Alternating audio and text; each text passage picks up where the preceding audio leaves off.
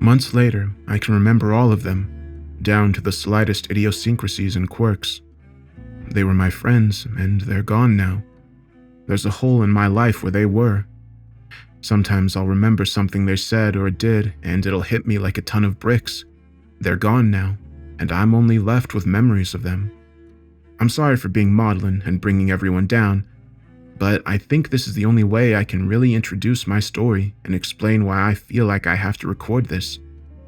I think that saying this out loud is the only way I can learn to accept that. I'll try to keep these downward tendencies to myself as I'm recording all of this, but I can't make any promises. I know that being the third wheel in a group can be a terrible thing, but I can think of something worse, being the fifth wheel. If you're the third wheel, that makes your group a semi-functional tricycle. If you're the fifth wheel, you're left as some obscure car from the 50s that no one remembers or cares about. Imagine not being able to follow the in-jokes and shared history of one couple and multiply that by 2. Getting stuck as the fifth wheel is twice as bad. That was the frame of mind I had as we all piled into Ian's car to go to Gila National Forest for our hike. I know that's a weird way to start all of this after my depressing opening, but I want you all to have an idea of my mindset. I'm not quite sure I know how to describe all this, but I know that I need to tell someone. I need someone else to know what happened and help me come to terms with it all. I think the only way I'll be able to explain this would be to help you see from my perspective as much as possible. So there we were, driving down to Gila for a hike, with me feeling like a fifth wheel wedged between 2 of Ian's friends who I didn't know. 3 of us were cramped in the back seat while Ian and his girlfriend were up front. I look back at that unnecessary bit of moping back in August 2016 as one of the last few moments of normalcy I would have in my life. I tried to make the best of the situation, I really did. Ian was always the more social of us. Our mom used to tell us that Ian could make anyone his friend, and that once I had a friend, I kept them. It was one of those parental platitudes that was given to reassure a socially awkward child that there was nothing wrong. Unfortunately, it would take me almost 19 years to learn that that wasn't true. Instead of taking my therapist's diagnosis of social anxiety disorder following a breakup after an office get-together as a means for seeking treatment, I used it as an excuse to cloister myself off from the world. I stayed in my apartment when I wasn't working and told myself that I was just doing what was best for me. Of course, Ian decided that that wasn't healthy and convinced me to go on a weekend-long hike with him. It wasn't until I showed up at his house at 6 in the morning on Friday, after taking the day off of work, that I saw that he had invited others along. I know he saw it as a means of getting me help and breaking me out of my shell. Unfortunately, though, with Ian's extroverted nature, he didn't realize that I liked being in my shell. It was comfortable. A turtle doesn't like being broken out of its shell. After a brief introduction, where I caught no one's name except for those I already knew, my brother and his girl Jessica, due to morning grogginess and the rushed introduction, we packed up the car and left for our hike. It took 3 hours of mostly awkward silence for us to reach our destination. Ian tried to make conversation, but my short responses and the others' sleepiness killed them off fairly quickly. We found the parking lot near the Gila cliff dwellings. As we unpacked our gear, we took a moment to bask in the beautiful sight that sat perched above us. It's hard to believe that someone could carve an entire town into the face of a cliff, but 700 years ago, people managed to do just that. Given that the parking lot was empty, except for us, we would find out why later, and I was in need of some social lubrication, we split a 6-pack of beer and took in the majesty. Here's a picture in case you were wondering what the area looked like. As we finished our beers, got everything prepared, and used the restrooms, Ian explained what path we would be taking in detail. What we didn't know, and what my brother had failed to tell us, was that the West Fork Trail had been closed all that summer due to flooding. To be honest, the path wasn't that dangerous. They had just opted not to clear it due to the recent floodings, so it would be a bit more of a rugged hike. While it wasn't perilous in itself, it did keep us from encountering other hikers, which would cause us a lot of problems if we actually needed help. Ian figured we could make about 2 or 3 miles per hour, and we would be able to complete the Gila Loop, which was about 30 miles long, with enough time to get back on Sunday and be ready for our respective jobs on Monday, with no one any the wiser that we had backpacked a closed section of the national park. As his explanation was a bit heavy on names and locations, some of which I can't recall clearly, I'll opt to include a picture. For the sake of simplicity, this is the path we are planning to take. In addition, I'll include a more detailed map of the area so you can orient yourselves if you want to trace the trail we took. If you plan on following along with the path as I tell you about this experience, all I can say is good luck. Even as I stare at it now, I feel just as lost now as I was then. I was just going along with the group and trying to keep a positive mind about everything. I wanted to try and do a better job of getting to know Ian and Jessica's friends. I think my circumstances had finally begun to set in. I had been living in a quiet apartment in New Mexico for over a year and had no friends. I would go to work and then come home without doing anything else. Sometimes I would spend the entire weekend without saying a single word to anyone or seeing another person.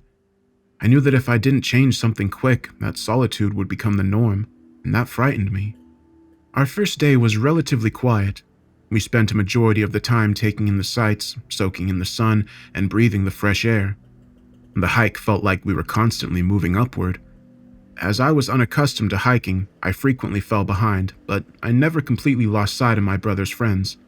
While we took a break under the shade of a tree, whose bark looked like dried scales from some long-dead alligator, I tried to make small talk with everyone. I fell into a quick conversation with Ian and Jessica about their work and what they had been up to lately. When it came time to talk to the other two, I only managed to get the conversation going for a few sentences before it shriveled up and died. I remembered assuring myself that it would be easier when we stopped for the night. We rested for a while before continuing our ascent up the mesa. This was where everyone realized how truly out of my element I was there. The path up the mesa was agonizing for me. It seemed to never stop climbing up, and there was almost no shade to keep the sun from beating down on us. I was sweating buckets, panting and wheezing whenever they stopped to wait for me to catch up. I tried to pretend that I didn't notice their exasperated whispers or side glances, but it was easier said than done. They seemed like the outdoorsy type that had been doing this sort of thing for years. By the time our path started to level out, I was ready to turn around and leave. It wasn't until we reached the top and looked over everything that I realized how foolish of an idea that was. Even if I was able to convince Ian to give me the keys and let me walk back to the car and go home, I had no idea where I was going or what trail markers we had been using. I imagined splitting off from the group and tromping through poison ivy, bumping into a rapey gang of banjo-playing hillfolk, or getting lost in the dark and wandering in circles until exhaustion and exposure took me. Even if I did manage to hike back to the parking lot, where was I going to go? Would I go back home to my empty apartment, eat a Hot Pocket, and feel sorry for myself again? I decided to tough it out and continue hiking. We made camp at a dry section of the Indian Creek after having hiked a decent amount. Ian was confident that we would make it back on Sunday, and that the next few days were going to be less intensive. We ate some food and stowed the rest in a bear bag a ways away from the camp. We were passing a bottle of whiskey around in front of a campfire we had built when the conversation shifted to the most awkward moments everyone had experienced. Ian retold his story about the first time he met Jessica at a club, where he was way too drunk for his own good and ended up puking into her purse. Jessica bristled at the memory and jokingly called Ian an asshole for that. Each person shared their stories about a bumbling first kiss where their braces got hooked together, locking themselves out of their dorm rooms in their underwear, their cringe-inducing high school edgelord personality, and caring for their drunken boyfriend who puked into their favorite bag. Then the bottle came to me, and it was my turn to tell a story. I instantly knew what my most embarrassing story was the moment we started the conversation. I didn't tell them about the door, though. Instead, I made up a story about me ripping my pants in front of a group of people during a work interview that I had probably ripped straight from a 90s sitcom. They laughed with me, and I felt like a piece of shit. They had bothered to reveal their most embarrassing moments and were commiserating in their shared experience, and here I was too afraid to tell them the truth, to tell them about the door. The conversation continued for a bit afterwards as we killed the bottle. When it was dead, we all went to bed, still pretty drunk after dousing the campfire. I woke up in the middle of the night, desperately needing to use the bathroom. Still a bit fuzzy from the whiskey, I tromped out into the woods to do my business, but it wasn't until I was almost done that Nadia's voice cut through the blackness. She asked me if I had a lighter. Since I hadn't heard her approach, the sound of her voice made me jump. It would have scared the piss out of me had I not just gone to the bathroom. I mumbled something about having a lighter back around the camp. She told me that she had dropped hers and asked me to help her look for it, but I was too out of it to be any good to anyone, so I told her we'd look for it later. I vaguely remember her mumbling a protest as I stumbled back to my sleeping bag. It wasn't until I woke up the next morning that I realized how stupid I had been.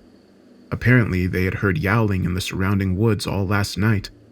They thought the sound could have possibly been the Mexican gray wolf, but no one was sure. Ian knew that they inhabited the area, but were very uncommon. I paled at the thought of being mauled by a wolf while out peeing in the middle of the woods. I decided next time I would wake up Ian before going out in the woods to answer the call of nature.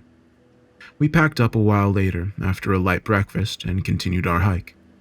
The second day was a little better. The overbearing sun I had suffered under previously was hidden behind heavy clouds. We crossed a number of rivers as we followed the 157-729 junction. We went along Little Bear Canyon as we headed towards the TJ Corral, which was towards the end of the hiking loop.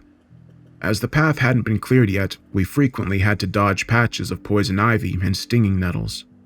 I fared much better on this hike, and despite nursing a slight hangover, I felt like I was doing a much better job of getting around with my pack and clunky boots my brother had loaned me. We made camp around midday and purified some water from a nearby river, boiling and adding Lodine tablets to it, as the last section of our hike didn't really have many opportunities for drinkable water. I think that maybe our encounter last night with the yipping and yowling wolves had added a bit of seriousness to the hike, as there wasn't as much joking around or conversation this night. We talked a little bit, but mainly just had something to eat while we stared into the campfire. Ian and Jessica were the first to call it for the night. I stayed up with the others for a bit, but we were mainly silent. The other two slowly went off after a bit, and I decided to enjoy the warmth a bit longer before getting ready to go to bed for the night. Just as I had finished dousing the fire, I remember Gary coming up to me and asking me for the map. He told me he wanted to plan out the rest of our trip, and that there was a spring nearby that we should really visit that wasn't too far out of the way. I grabbed the map from Ian's pack and gave it to him before turning in.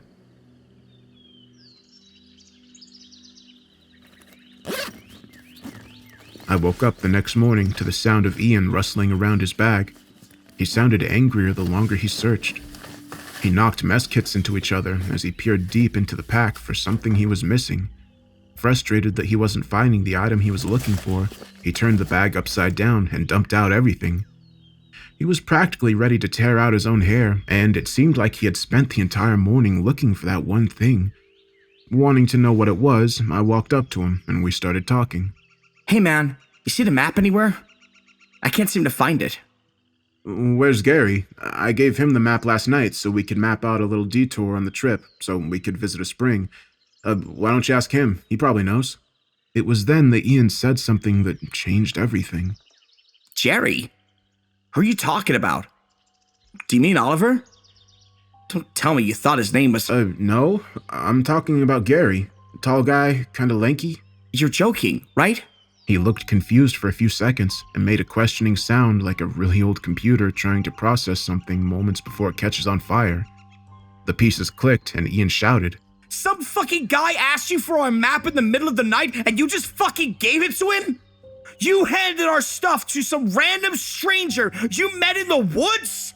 I tried to explain myself and tell him that I knew Gary, and that he did too since I remember hiking with him the day before, but I couldn't find the words to convey that point.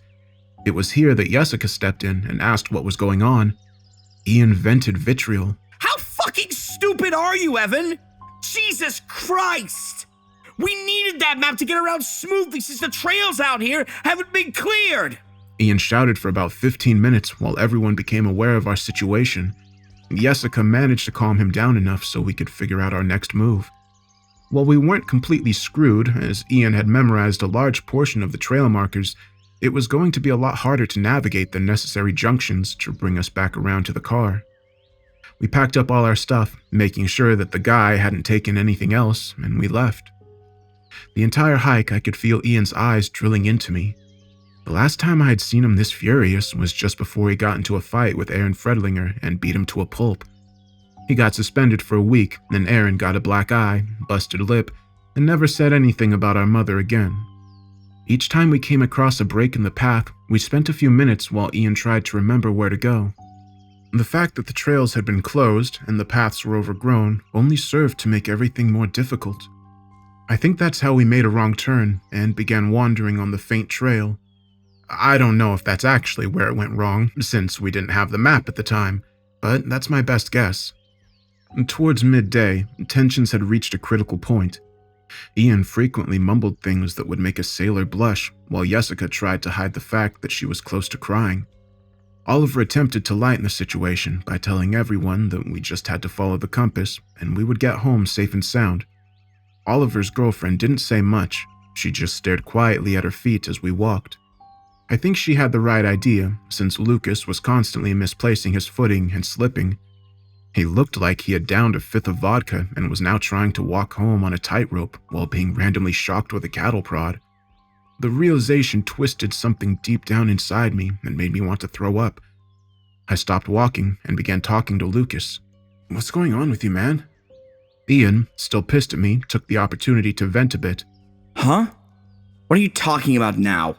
"Lucas is bumbling and twitching all over the place. What's wrong with him?" Don't be a dick, man. You know he has multiple sclerosis. We told you before the hike started about his condition. As soon as he said it, the events came rushing back to me as clear as day.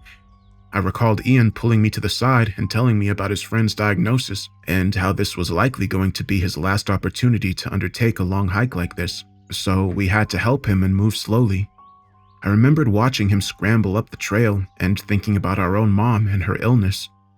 It brought back bittersweet memories of birthday wishes given to us from hospital beds and hearing her sob quietly to herself in the middle of the night when she thought we were asleep.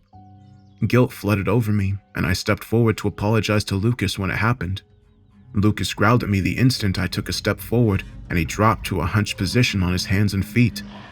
It almost looked like his skin was bristling at a possible threat, and I could see his broken and decayed teeth as he hissed at all of us before taking off at a hopping stride into the woods. He moved like one of those CGI monstrosities from the last Planet of the Apes movies. His shaky and unstable balance was replaced by a more natural and animalistic gait as he took off into the distance and disappeared among the trees. The last thing I saw was what I assumed were his clothes sloughing off his body, revealing that they weren't actually clothes, but gray folds of skin. Oliver was the first to talk. What the fuck? As soon as Oliver said those words, it was like a switch had flipped that set everyone to panic mode. We began to run along the trail as if it would do us any good. The only thought in my head was to put as much distance as possible between us and that thing. I think it took a good 15 minutes for us to run out of energy with our heavy packs and the disorienting nature of the woods. As we tried to catch our breath, I surveyed the area around us and came to a horrible realization. In our panic, we had run off the path and were now even deeper in the woods. We tried to make sense of what we saw.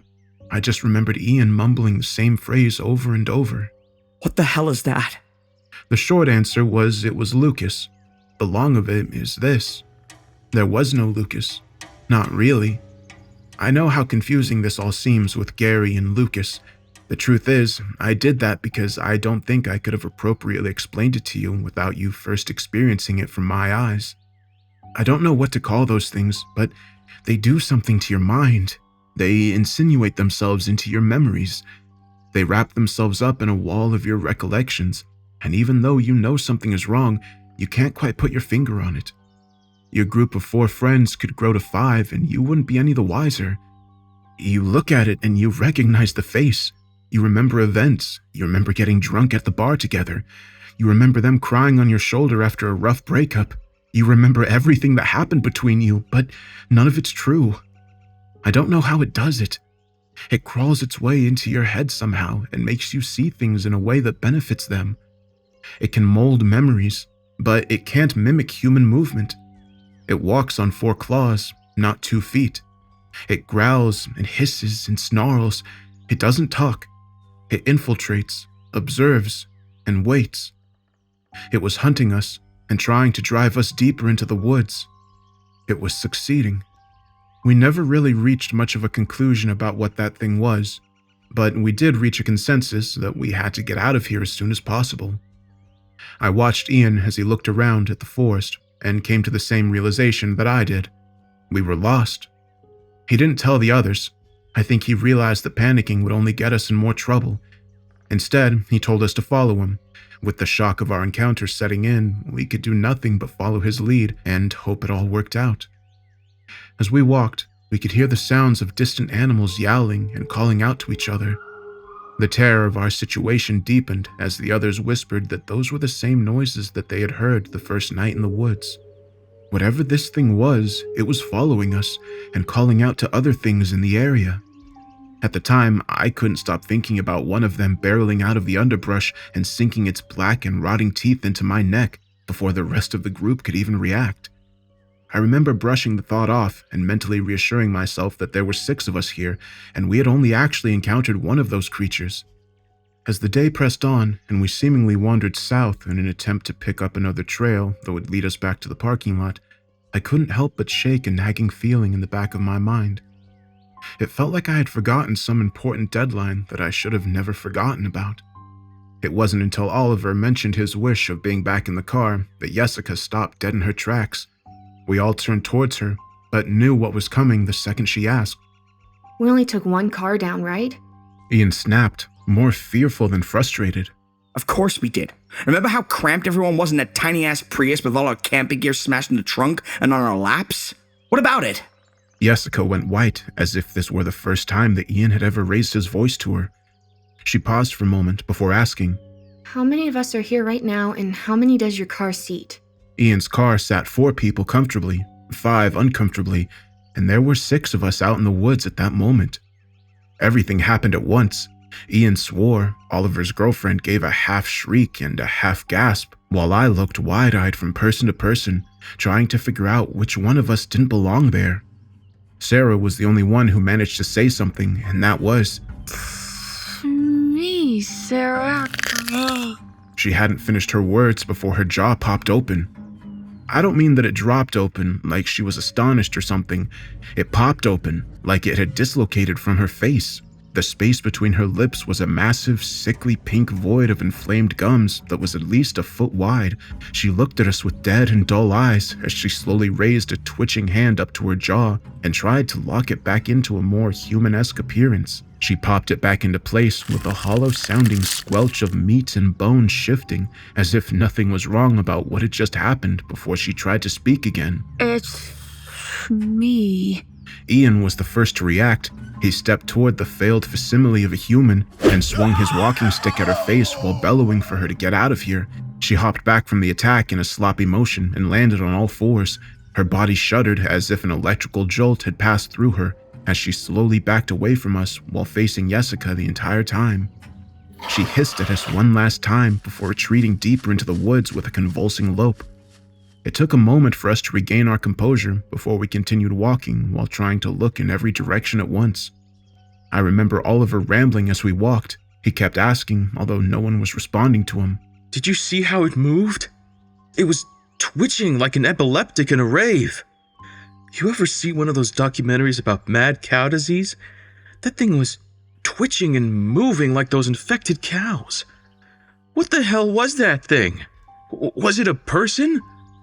What kind of person could do that to their body? It tried to talk to us. He rambled for hours before we had to stop. We had to tell him to shut up because we were worried about that thing hearing us. Though that wasn't really the case. We made him stop talking because it only served to scare us.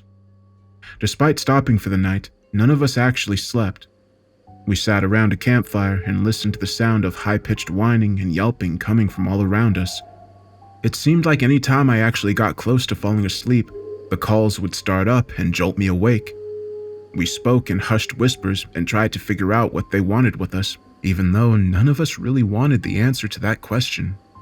The hours dragged on almost endlessly before dawn broke and we continued our hike. We spent Sunday hiking around and trying to find a similar site. Without any real sense of where we were and where we were going, our only hope was to stumble across another hiker or find an area with a high enough vantage point that we could survey the entire area. Unfortunately, any elevations we climbed didn't afford a good view of the area, and it was extremely unlikely that we would find another hiker due to the fact that the trail had been closed and wasn't cleared. Even if we did, what were the chances that we would trust them and be certain it wasn't one of those things? Midway through the day, Ian whispered to me, "Count the people wearing backpacks. One of them is with us again." I casually looked over my shoulder and noticed that one of our group was walking without any gear. They trailed behind us, but were still in our vicinity. They moved slowly, but didn't show any of the jerking movements of the previous two. The thought that it was learning to mimic our movements unsettled me. Without really thinking, I shucked off my backpack and approached the imposter. Before they knew what was happening, I shoved them as hard as I could. The instant my hand pressed into their shirt, I felt something slick and warm give way, like the outer layer falling off a rotten mango. Their shirt slid off their body into my hands, and I quickly realized it was their skin.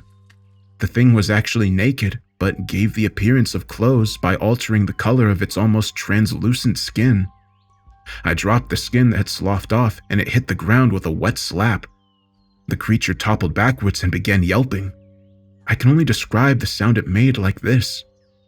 Imagine getting out of your bed in the middle of the night to go take a piss. As you're feeling your way through the darkness to get out of your room, you step on your dog's tail. Imagine that startled yelp of pain and shock that comes along with it. Now focus on that emotion you felt when you heard that noise, that sudden surprise and guilt. In reality, the sound it made was nothing like a hurt dog. It just reminded me so much of a wounded pet that I can't differentiate the sounds.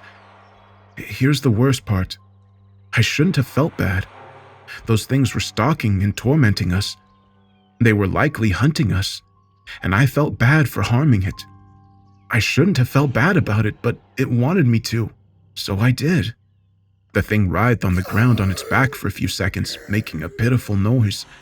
It reached back with its arms and pushed itself upright on its hands and the balls of its feet. Its joints popped wetly, and its muscles and bones adjusted to fit its new position. It crab-crawled away while shrieking the entire time as Ian pursued it with his walking stick, hoping to catch up to it and cave its head in. It wasn't until the thing disappeared from sight that I realized the shrieking wasn't just coming from the monster, but from Jessica as well. It was trying to mimic her response. With Ian gone and Jessica's screams possibly drawing more of those things to us, I decided I had to do something. I stepped forward and wrapped her up in my arms. She was shaking like a leaf in the wind. I stroked her hair and whispered that it was over. She managed to choke out something about its face. All I could make out was that something was terribly wrong with its face. She calmed down as I told her that everything was going to be all right. I didn't believe that myself, but it was the only thing I could think of that might bring her comfort. Ian returned fuming that the monster escaped, and I awkwardly broke off the hug. Ian didn't say anything, he just started walking. We continued following him, hoping that he would find the way, but knowing that he probably wouldn't. 6 hours later, we settled down for the night. It felt like we had been going in circles all day and made absolutely no progress. For all we knew, that thing could have been tinkering around with our memories and convincing us that familiar landmarks were new and leading us deeper into the woods. I didn't tell the others, but I think I knew what those things wanted with us. They wanted to lead us deeper into the woods, where they were trying to force us to exhaustion, and when we were too weak to defend ourselves, they would descend upon us and eat us. Oliver was right about that. If that thing is similar to us in any way, then those twitching spasms were likely some sort of prion disorder that came from eating humans. After eating some jerky, since we decided against a fire and drawing more of them to us, we reached the conclusion that we would have to sleep in shifts. I volunteered for the first watch because my insight into the monster's behavior had robbed me of any desire to sleep. The others went off without so much as another word. They were exhausted, and it wasn't until an hour into my watch that I realized I was too. Even given the monster's grotesque appearance, everyone needs to sleep. Jessica joined me about 2 hours into my watch. She admitted that she couldn't sleep after our encounter with the creature. I nodded in agreement. Both of us had seen something terrible that the others hadn't. We talked for a good 30 minutes about what we thought was going on and how everyone was handling it. She was worried about Ian. She confessed that he was acting erratic and that he was scaring her. I wrapped my arm around her for a moment and told her that we were all scared. She looked into my eyes and told me that she was glad I was here, and I felt something twist deep down inside me that I had buried a long time ago when I first met her. The longer she stayed with me on watch, the more personal our conversation became. She confessed that she and Ian had been fighting a lot recently, and that she was wondering if they were going to work it all out. At the start of their relationship, they were great together. He made her feel wonderful, but there was something that didn't feel right, like there was something missing. I listened to her talk about everything that was going on in her life, and I knew I had to do something. I knew that if I didn't do it now, I would regret it. I had to tell her about the door. She listened quietly as I told her everything. It was the event that precipitated my breakdown at work and my social anxiety disorder diagnosis at the therapist's office.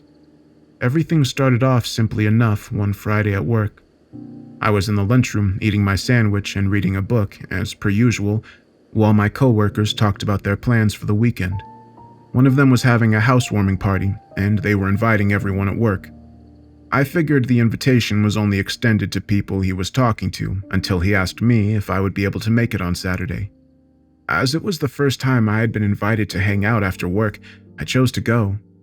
I spent all Saturday getting ready, planning what interesting topics to bring up in case there was a lull in conversation, and the bottle of wine I was planning to give him as a housewarming gift. After psyching myself up, I left to go to the party with the bottle in hand and my spirits high. I convinced myself that I was going to be the life of the party, and that maybe if I played my cards right, I could finally find a friend at work that would make the time fly by instead of dragging on.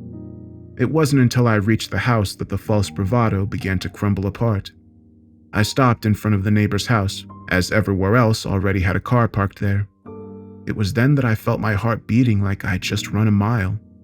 I began heading up the driveway with the wine bottle slick in my hands from my palms sweating.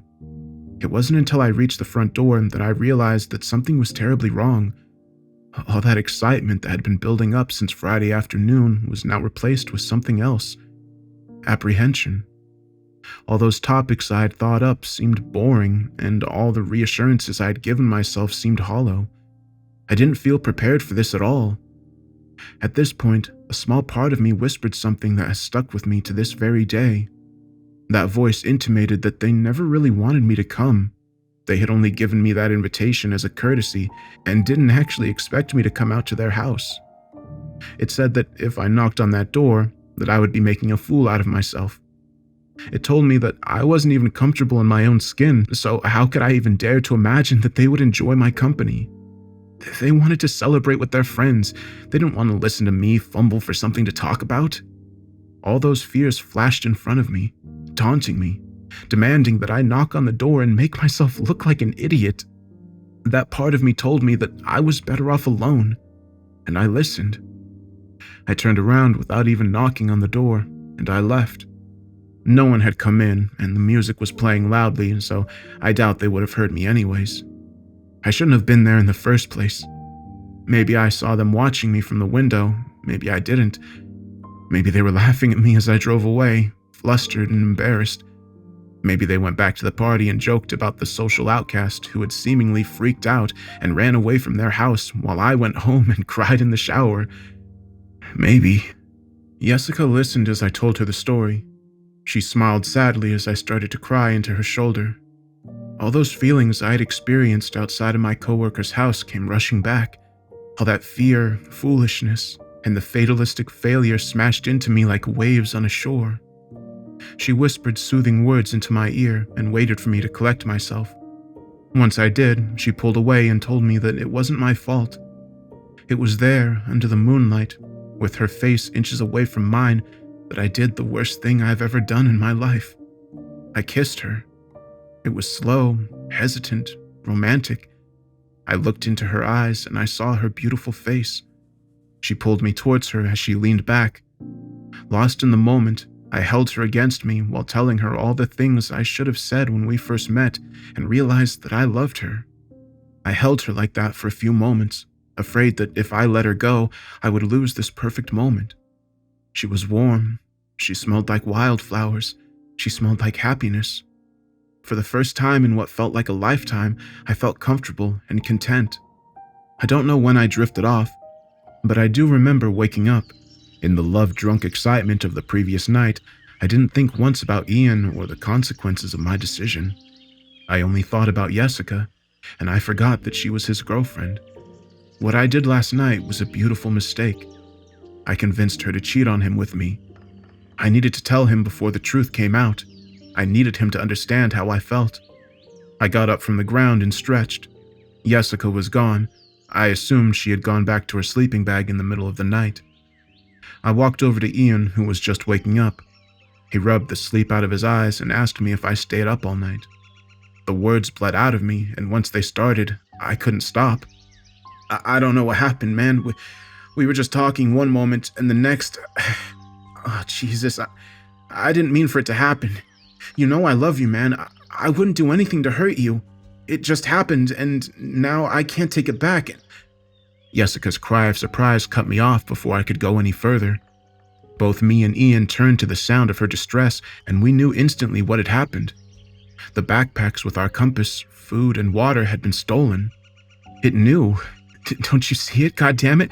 It knew we couldn't identify it without a backpack, and it couldn't shape its skin to the appearance of one, so it stole them away from us. Now, the next time it wormed its way into our group, we wouldn't be any the wiser. Jessica and I never talked that night. Jessica had never left my brother's side that night. They had zipped their sleeping rolls together. She didn't open up to me about her worries, and I never actually kissed her. I poured my heart out to a thing wearing Jessica's skin while it was in my arms. I confessed my truest feelings to an ersatz entity masquerading as a person. I felt sick. The others woke up quickly after hearing Jessica screaming. We quickly searched around the area, hoping to find some scrap of food or some indication of where our stuff had been taken to. We found nothing. It was long gone. We had no food, no water, no hope.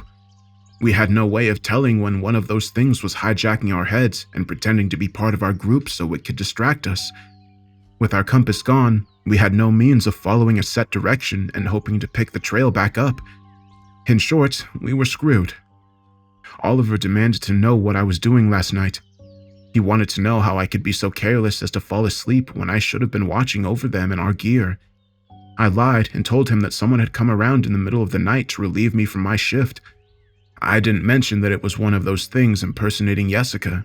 I couldn't bear to look either my brother or his girlfriend in the eyes at that point. Oliver started to yell, but stopped when he saw I was on the verge of tears. I don't know if it was mercy or disgust that caused him to stop. It doesn't matter either way.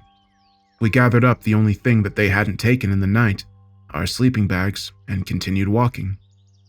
The hike without water or the prospect of food was unbearable. We were already exhausted, and the realization that we were soon going to be starving and dehydrated only served to sap more of our energy. Within a few hours, my mouth felt gummy and dry. While we were still under the canopy of leaves, the temperature was still in the high 80s and low 90s. It didn't take long for dehydration to set in. I kept licking my lips in an attempt to keep them moist, but I could feel them beginning to crack as my saliva began to dry up.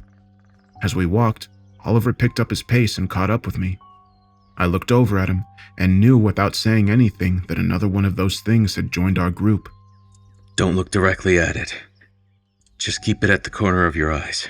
I think that's how it messes with your mind. It would explain why you remember that guy that night, but the rest of us can't. You saw him, but the rest of us didn't. Don't get close. Just keep it in the corner of your eyes. It's been trailing us for about half an hour now. I think it just wants to watch and follow us. I pretended to be cracking my neck and looked at the tag-along in my peripheral vision. It trailed behind us about a dozen feet. In its resting state, its facial features appeared staticky. I could make out eyes and a nose, but it was constantly shifting and rippling like bubbling plastic. At this point, we were too tired to even bother with chasing it off. We just kept walking and hoping that it wouldn't try to join the group. It seemed content to keep its distance and keep us in its line of sight. It followed us for about 2 miles before it broke off towards the trees with a shambling, awkward gait. We were too tired to even try and set up a shift system. We just huddled together in an attempt to convince ourselves that we were safer when we were closer together. But every time one of us got comfortable enough to drift off, one of those things would start making noise. The noises started off as high-pitched yips, whose sounds seemed to travel for miles. As the night drew on, they grew more aggressive. I remember one time as I was drifting off, hearing the grasping rasp of my name. The things weren't just following us, they were learning. They were perfecting their mimicry. The thought disturbed me more than the idea of them out there watching us in the darkness. How long would it take them to become more human than human? What would they do once they were capable of walking amongst people again? I drifted off to sleep with that thought beating around in my head like a man trapped inside a wall. We got up on Tuesday morning and left without a word. At this point, there was nothing left to say. Some of us had been awake all night without any food or water. The constant stress had completely worn us down. We continued hiking in the same direction we had been going in, with the false hope that we would come across someone. In the end, our hike looked more like a death march. My feet were covered in blisters that had ruptured and plastered the soles of my feet to my socks. Every step I felt like I was tearing open the wounds a bit more. In an attempt to take my mind off the discomfort, I focused on my brother, who was walking in front of me. He wasn't as much walking as he was limping forward.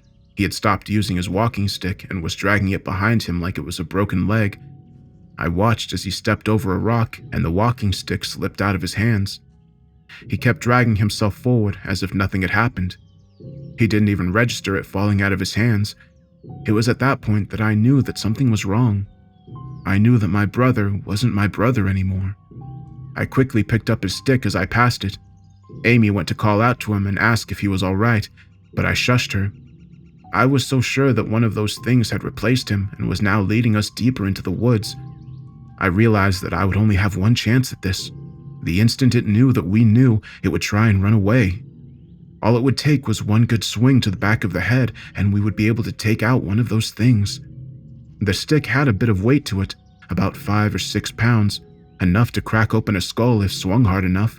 I began walking faster while trying to avoid the underbrush that might give away my approach. The thing wearing my brother's skin continued limping forward as I drew closer. I waited until I was within swinging distance before raising the stick above my head. My heart was beating in my chest and my palms were so sweaty that it felt like the stick would slide right out of my hands. I kept on moving forwards. I whispered, "I'm sorry," just before I swung the walking stick down with all my strength. Ian turned to face me, asking what I was sorry for. My muscles locked and I stopped mid-swing, and the stick stopped just inches away from his face. He blinked in surprise before asking me what was wrong. His voice sounded distant and empty, like he was in between a waking and sleep state. It was then that I knew the extent of his condition. He was pale and looked like the slightest breeze would blow him over. He wasn't one of those things. He was delirious from dehydration, sleep deprivation, and starvation. The walking stick fell out of my hand and bounced on the ground next to us. I dragged my tongue across my lips and felt like I was licking sandpaper. I whimpered, "Jesus, Ian, I thought you were one of those things. God, I'm so sorry." He didn't react to my apology. He just turned around and continued walking in the direction we were going. Amy just watched everything unfold numbly before she started following me. Oliver shook his head sadly, but he didn't look any better. His eyes were glazed and his lips were cracked and red from rubbing at them. I watched my brother shambling forward, and it reminded me of one of those old voodoo movies where someone is put in a trance and forced to walk until they die from exhaustion. His mouth hung open, and he moved like he was being dragged along on puppet strings. I picked up the walking stick and began to follow them. I wondered how much longer he had left in him, and what any of us could do if he just fell over and stopped walking. I wondered how much longer any of us had. I don't know how long we walked. Everything melted together in a muddled malaise at the time. I remember losing my footing and tripping a few times, but I barely felt it. The third time, I didn't even realize I was lying on the ground until Jessica stepped on me as she was passing by. There was no apology. She was too far gone to recognize what she had stepped on. I dragged myself to my feet and felt lightheaded, but continued putting one foot in front of the other. The 5th time I fell, I wondered if it would have been better just to lay down and wait to die. An excited yap behind me from one of those things drove me to my feet. It wasn't until we bumped into the sign for Little Bear Canyon that I realized how close we were to salvation. The post for Little Bear Canyon also had a branching sign that pointed in the direction for TJ Corral, which was only a few miles from where we started at the Gila Cliff Dwellings if we walked along Route 15. Ian was heading in the right direction, and we were almost home free. In my excitement, I began calling to the others to let them know that the end was near. I looked around me and shouted, "Jessica, Ian, Oliver, Heather, Amy, I know where we need to—" The words died on my lips as I counted the names and realized it wasn't over yet. The others kept moving as if they hadn't heard me talking. The imposters shuffled alongside us, and for once, it was easy to identify them. I don't know whether or not they had let down their guard after seeing our conditions, but this one was obvious. She moved slowly, but her movement didn't convey her exhaustion. Everyone else was sweating and looked like the walking dead, but she was fine. I waited for her to get close enough to follow the trail the others were going down before I raised Ian's walking stick and growled, "Turn around right fucking now! I can see you!" She turned around slowly, and I felt my heart skip a beat. She looked almost exactly like Jessica, except for a brownish tinge to her hair. She could have been her twin. I knew what it was planning before it even opened its mouth and asked, What are you doing, Evan? "Don't call me that!" What are you rambling about? Please move out of the way. We're almost safe from those things. "I know what you are." Heather turned white at the realization. She began speaking quickly. I'm not one of those things. Please, Evan, you have to remember. There were 6 of us. Those things want us to think there were only 5 so they can take one of us without the others caring. Those things don't want us all. They only want the weakest one. Please, let's go before they catch. "Shut up!" I snapped. I raised the walking stick in my hand and brandished it at her. Think about it, Evan. Do I look like one of those things? Do I speak like them? That should be enough to prove I'm human. "No, Ian's my brother. Jessica is his girlfriend." I'm your girlfriend. I sat on your lap on the car ride. Please don't kill me. Evan, I love you. Don't you remember, Evan? I love you. I lowered the stick that was in my hand as memories bombarded me. I had met her one night when my brother forced me to go to a club with him. Heather had been sitting at the bar all night drinking. It wasn't until she tried to stand up and fell into my arms that we actually talked. I remembered lazy Sundays in bed watching cheesy B sci-fi movies. I remembered holding her close to me after making love and hearing her whisper sweet nothings into my ear. I remembered our life together. I rasped, "Heather, I'm so sorry. I didn't know." Evan, it's not your fault. She went to touch me, and I sprang back like I'd been bitten by a snake.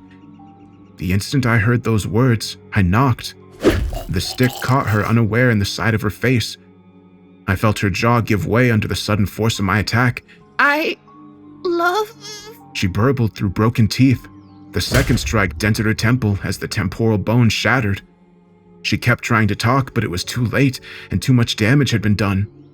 That door was shut now. I kept swinging the walking stick down on her head until it splintered and snapped. I looked up from her twitching body and saw my brother watching me in horror.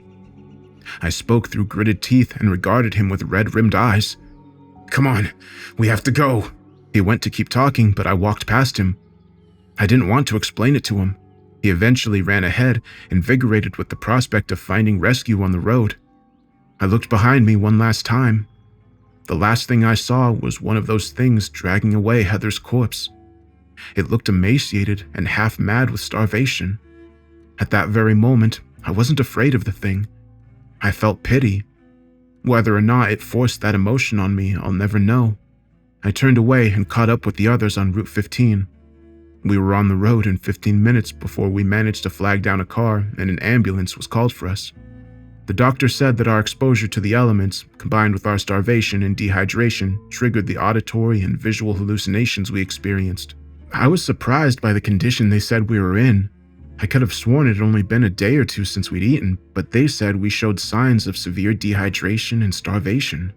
It's the typical response you'd be given after hearing our half-dead ramblings about creatures warping their flesh and our memories to drive us to the brink of death so they could prey on us when we were at our weakest.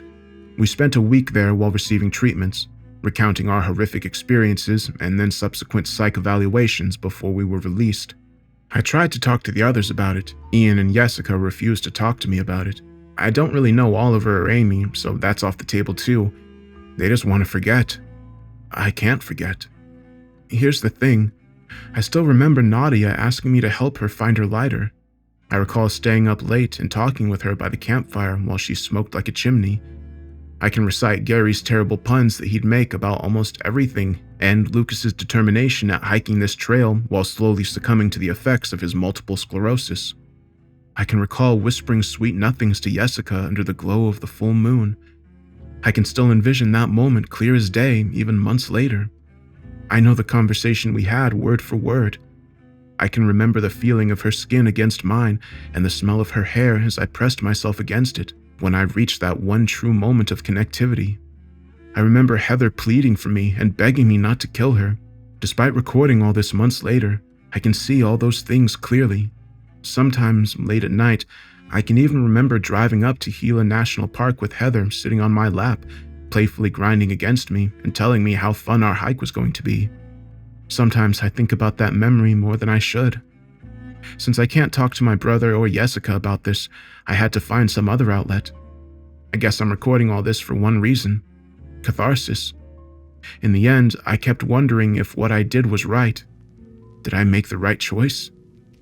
I want you to hear this and tell me that I had no other option, that the risk of one of them escaping into the city forced my hand. I know that's not the case. I could have walked away or tried to scare her off, but I didn't. What kind of person can look into someone's eyes, remember all the things they did and the life they had, and do what I did? Who can have all those memories and end everything so callously? It doesn't matter if none of it was real, because in that moment, it was to me. Who can look at someone and feel such love for them before you kill them? The answer to that question is simple now that I ask myself aloud. I just don't like the answer.